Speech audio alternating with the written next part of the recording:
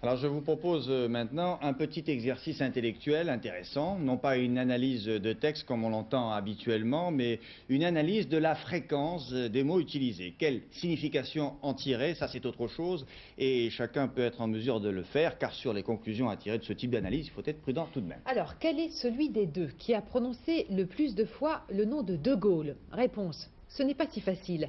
Jean-Marie Cotterêt, assisté d'Olivier Lerner, s'est livré à un relevé très précis.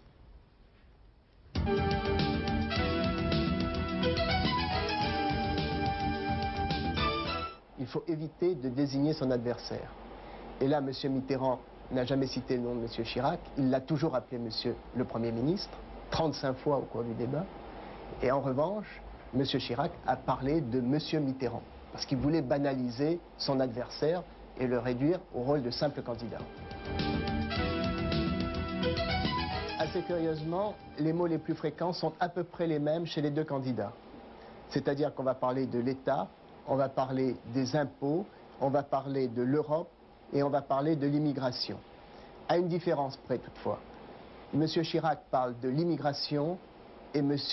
Mitterrand des immigrés. Mais tous les deux ont consacré sur ce chapitre-là à peu près le même temps de parole et le même nombre de mots.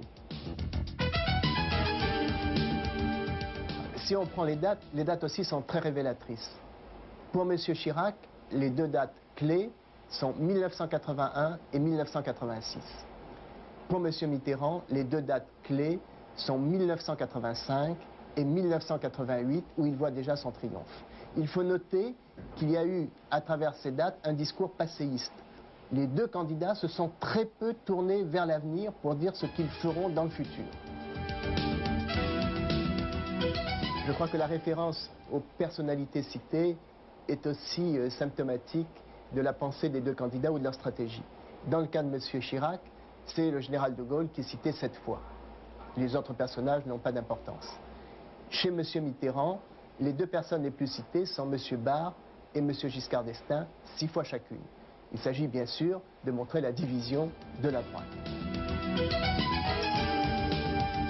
En conclusion, on peut peut-être se poser la question de l'utilité du débat politique. En effet, les deux adversaires ne vont pas se convaincre, et on le sait très bien. En revanche, ils ont comme objectif l'un et l'autre de séduire. Malheureusement, très souvent, c'est l'aspect polémique qui prend le pas sur l'aspect séduction, mais alors à ce moment-là, la qualité du débat baisse. Et je pense que le dernier débat est une illustration de cette baisse depuis 1974. Les réactions